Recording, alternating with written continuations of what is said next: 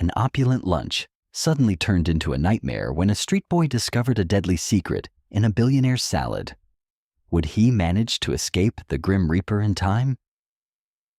You will know in just a few minutes. In the heart of bustling New York City, the Sapphire Room was famed for its luxurious ambiance. Its transparent glass walls reflected the warm spring sunlight, creating a cozy yet lavish atmosphere.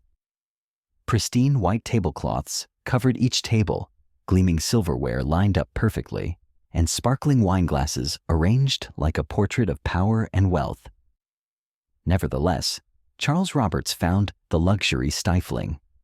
Instead, he chose to have lunch outdoors at a sidewalk table, a habit surprisingly down to earth for such a famous tech billionaire who was also a former Air Force general. At 70, he preferred the fresh air and the lively energy of the street.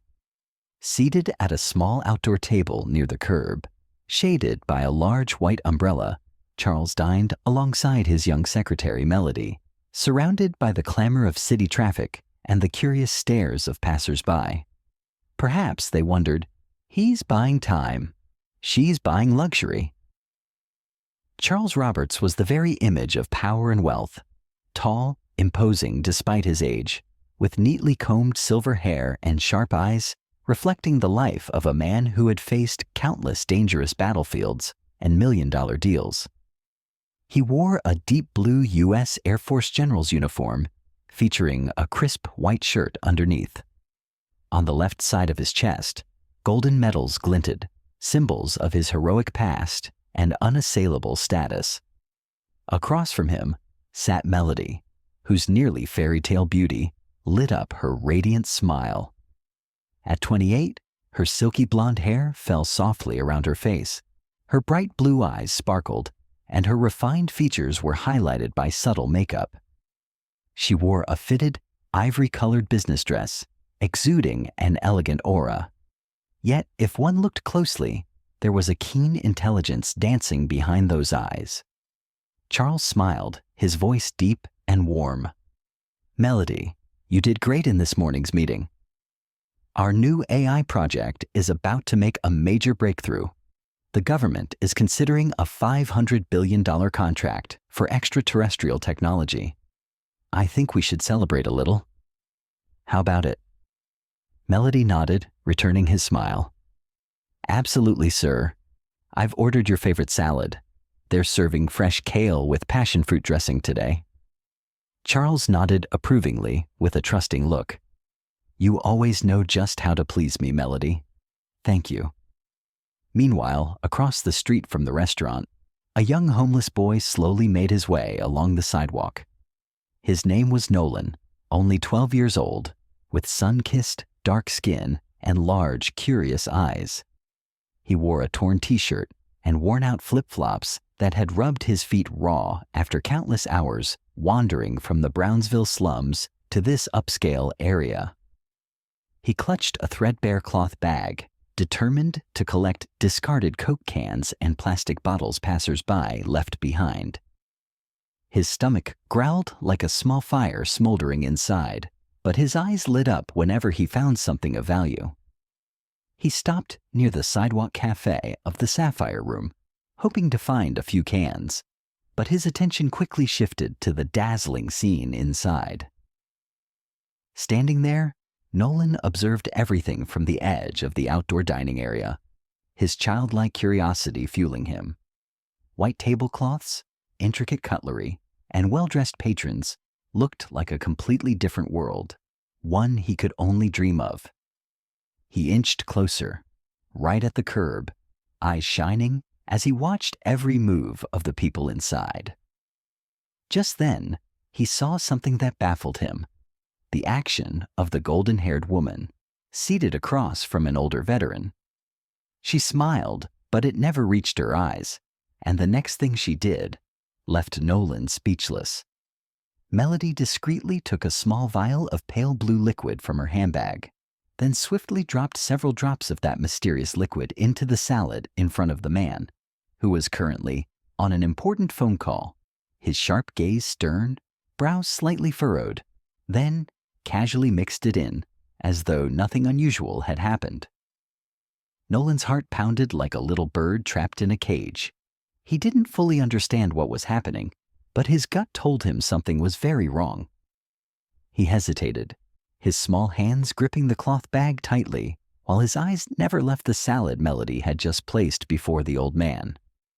Right then, Charles ended his call with, "Thank you for the advice," and set down his phone with a relaxed smile. "It does look good, Melody. You always know what to order." He lifted his fork, slowly moving to take a bite. Nolan felt a chill run down his spine, as though he had witnessed a venomous snake about to strike a mouse he'd seen in a garden back home in the slums. He knew he couldn't just stand by any longer, even though he was frightened, knowing he might get in trouble. His conscience, instilled by his mother, wouldn't let him ignore the danger.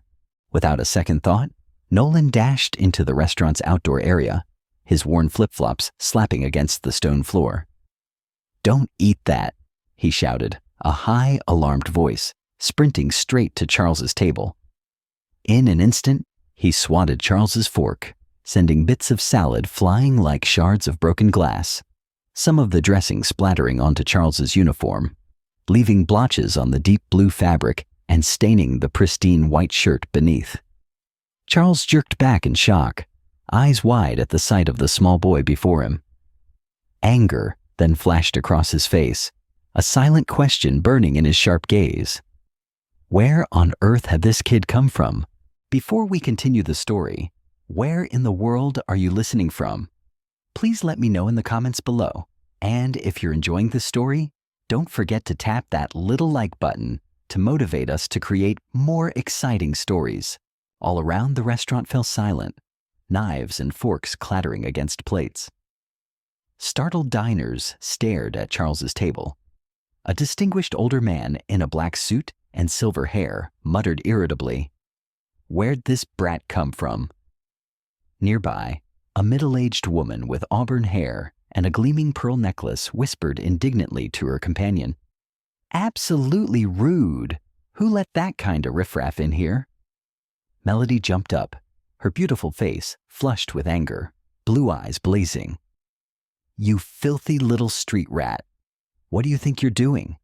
If you're begging, you should at least wait until we finished." Pointing at Nolan, her voice was ice cold. "Get lost now, or I'll call the police and get your whole family evicted." Nolan stood still, taking the angry insults, his legs shaking, but his gaze never wavered, like a lighthouse braving relentless storms. Charles, even with his uniform now stained, regained his usual composure. His keen eyes shifted from Nolan to Melody and then back to the tainted salad. He sensed tension crackling in the air, like static before a storm, and the instincts of a former soldier who had faced countless life-or-death situations began to stir. He stayed quiet, simply watching, weighing the possibilities.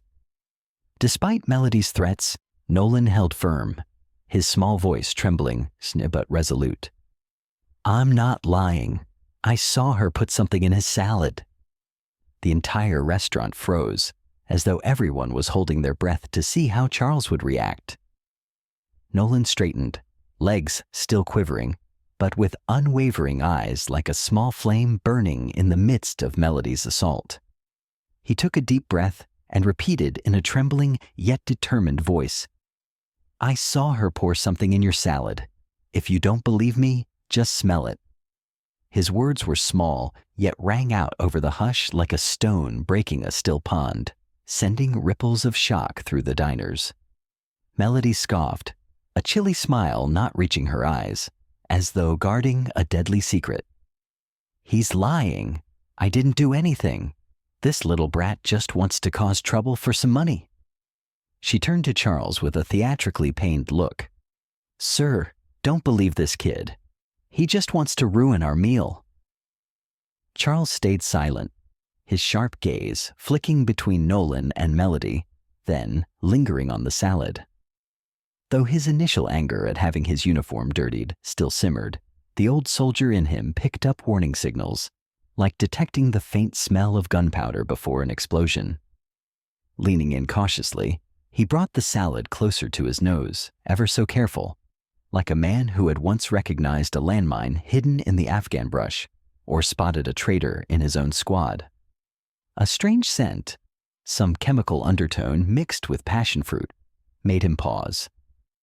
Narrowing his eyes, suspicion crept over his expression as he turned to Melody in a low, steely voice.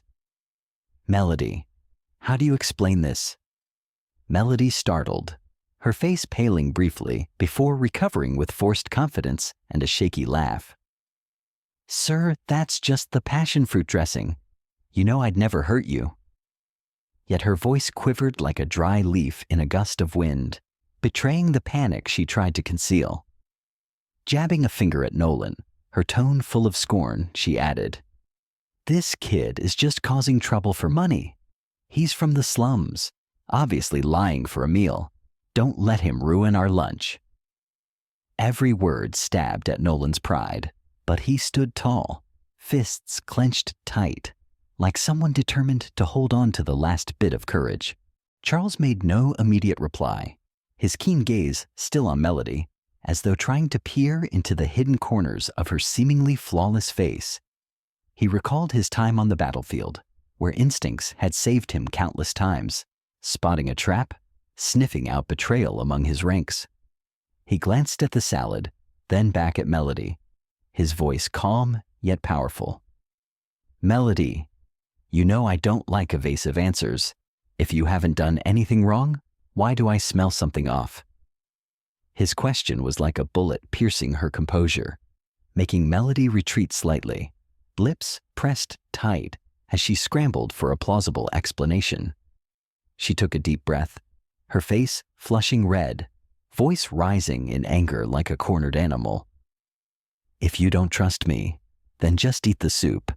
I already ordered it for you, so you don't need to eat the salad."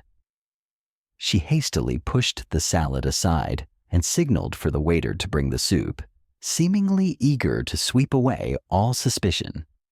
Her haste only made Charles even more doubtful. Narrowing his eyes like a panther stalking prey, he set a hand gently on the table, his voice measured. "Melody, don't take me for a fool.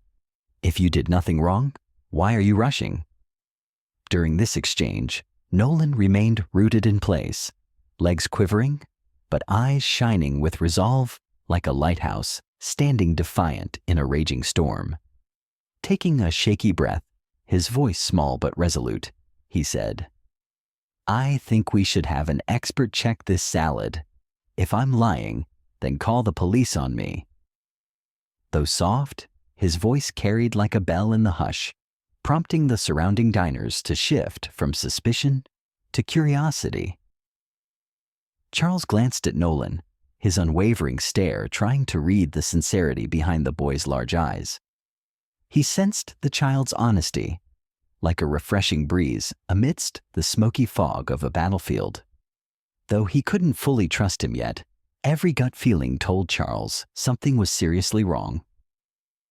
Turning again to Melody, his voice cold. "Melody, if you're truly innocent, you've got nothing to fear from checking this salad, right?" It was a dagger slicing into her hollow confidence, causing her to flinch, hands trembling slightly. Melody struggled to maintain composure, but now panic was evident, a crack in the once perfect facade.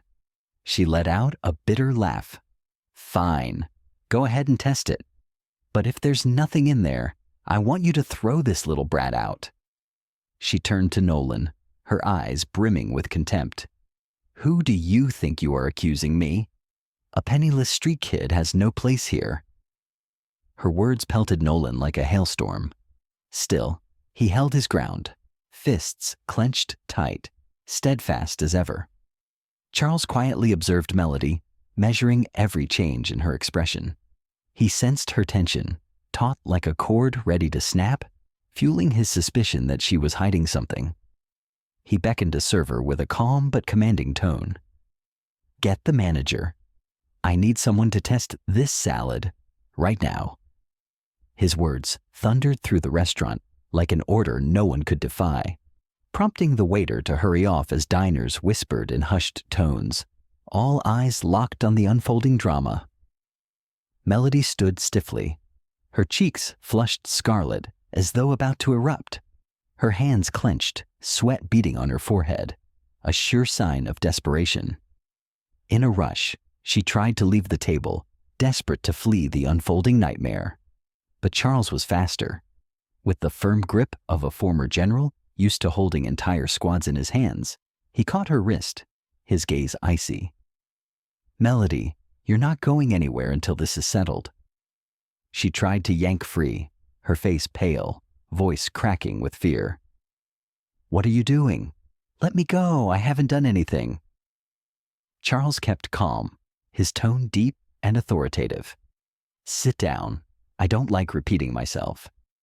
His words left no room for disobedience, forcing Melody to sit, fury in her eyes mixing with unmistakable fear, like a child caught in a lie. Charles turned to the server again, his eyes cold. "Call the police right now. We're settling this in the open." His command struck like lightning in a silent sky, and the entire restaurant fell into a startled hush. Hearing police, Melody went ashen, as though seeing the very gates of hell open before her. She jumped up again, voice quaking. "You can't do this to me. You have no evidence." Charles made no reply, staring at her impassively, a judge about to deliver a verdict. While waiting for the police, Nolan still gripped his worn cloth bag, though his hands no longer shook.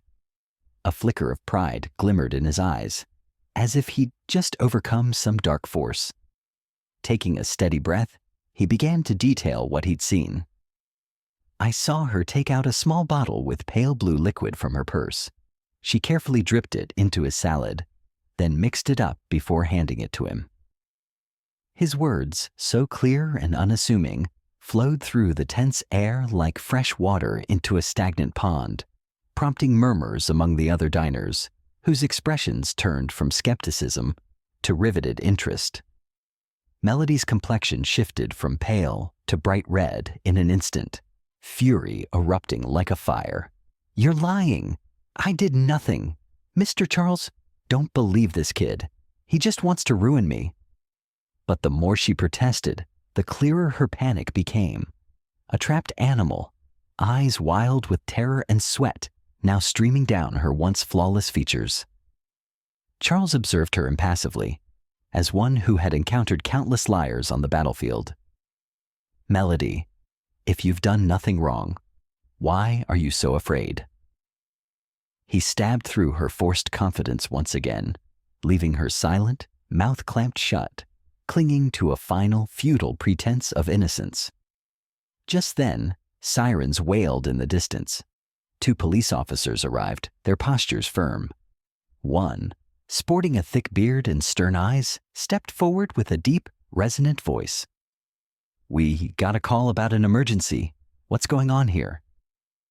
Charles rose to his full, imposing height, the calm authority of a former high-ranking officer radiating from him. "I'm Charles Roberts. I suspect this salad was tampered with. This boy saw that woman pour something into it. I want you to test it right now." His words were firm as a direct order, and the officers nodded gravely, proceeding with their investigation. Melody, hearing this, turned deathly white, as though her entire world had collapsed. She cried out, voice cracking, "I didn't do anything. You have no right to arrest me." One of the officers silenced her with emotion, his tone measured but strict. "Ma'am, please calm down and cooperate. If you're innocent, we'll see that soon enough." Meanwhile, the other officer pulled out a portable test kit and expertly ran a quick analysis on the salad. Moments later, the test solution turned a dark red, reminiscent of fresh blood, proof of a highly toxic substance. The restaurant erupted in gasps, a swell of shocked whispers spreading like waves across a once peaceful beach. The officer faced Melody, eyes severe. "Anything to say? This is a neurotoxin, lethal within minutes if ingested." Melody's legs buckled. Her once perfect poise crumbled like a painting shredded in a storm. Charles glared at Melody, cold fury clouding his eyes like a man betrayed by a trusted comrade. Melody, you've worked for me for 3 years. Why would you do this?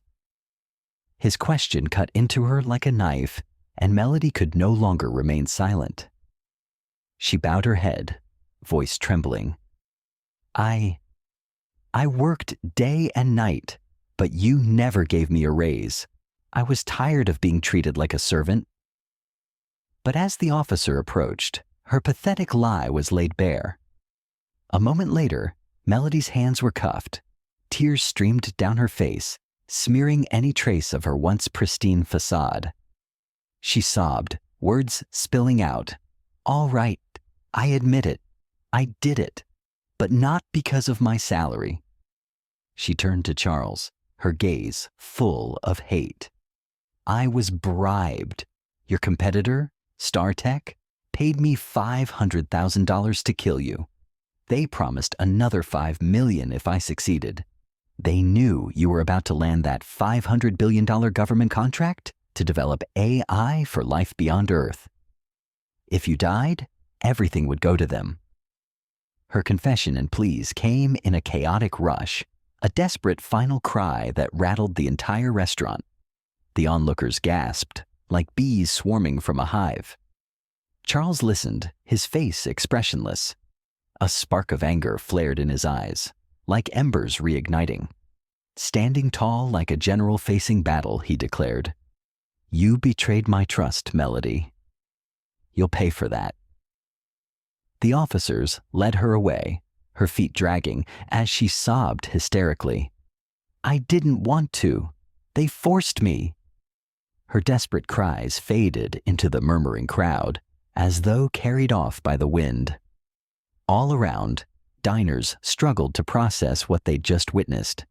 An older gentleman in a black suit and silver hair muttered shakily, I can't believe it. A beautiful woman doing something so horrible. A middle-aged lady with auburn hair and a glistening pearl necklace whispered in horror to her companion, She tried to kill Mr. Green in broad daylight. It's terrifying. Meanwhile, Nolan stood there, his small frame steady, a new spark of pride in his eyes as though he had just bested the darkness. Charles turned to Nolan, and something in his gaze softened, as if seeing a guiding light in the gloom. Towering over the boy in his bearing of an Air Force veteran, he said, Kid, you saved my life. If not for you, I might not be here right now. His words wrapped around Nolan like a warm current, soothing invisible wounds inflicted by insults and scorn. Nolan bowed slightly, voice quiet. I just did what I thought was right, sir. Charles nodded, gratitude shining in his eyes. You have a brave heart, son. I won't forget this. Charles sank back into his chair, his gaze falling on the salad as though it were an enemy he had just defeated. He took a long, steadying breath, a mix of relief and anger coursing through him. Relief that he was still alive, rage at having been betrayed by someone he trusted. Lifting his eyes, he found Nolan's small silhouette, the boy still clutching the tattered cloth bag, eyes glowing with pride, like a tiny star emerging in a dark sky. Charles smiled, voice resonant. Hey, kid, what's your name? Nolan dropped his eyes, but spoke clearly. My name is Nolan, sir. Charles nodded, gratefulness evident. Nolan, you did what not everyone would have the courage to do. You saved my life, and I won't ever forget that. Rising to his feet, Charles, still every inch the dignified former Air Force general, softened his tone. I'd like to help you, Nolan. I can arrange for you to have a better place to live, a brighter future. Do you want to go to a good school? Or maybe your family needs something. I can take care of it all. Nolan shook his head firmly, sincerity shining in his gaze, as unwavering as a lighthouse amid a raging sea. His voice was soft but resolute. Thank you, sir, but I can't accept. My mom taught me that helping people isn't about expecting a reward. I just did what felt right." Though his words were simple, they resonated like a profound lesson long forgotten, briefly startling Charles, as though hearing a long-lost truth. He nodded slowly, his voice taking on a thoughtful tone.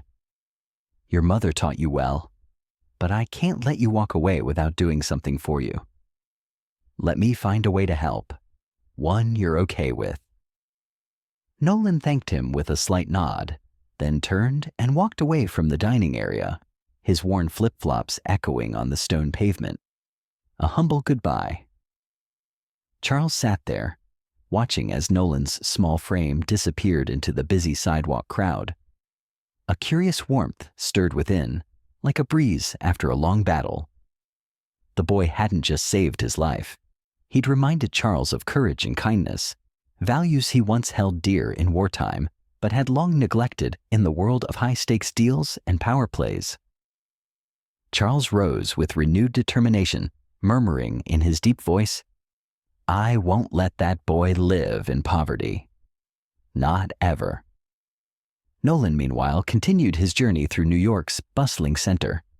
Though his feet still ached, his heart felt light, like a bird set free. Unbeknownst to him, Charles quietly followed at a distance, his tall figure blending into the throng as he watched each step of the young hero. Charles wanted to know more about Nolan, his life, and about the mother who had taught him such noble values.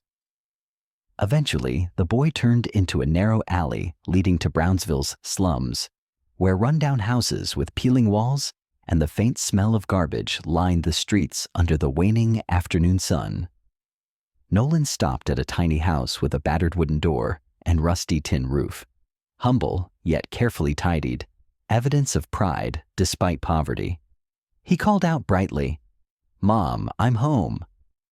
A woman emerged, thin but neat, wearing worn clothing that was nonetheless clean.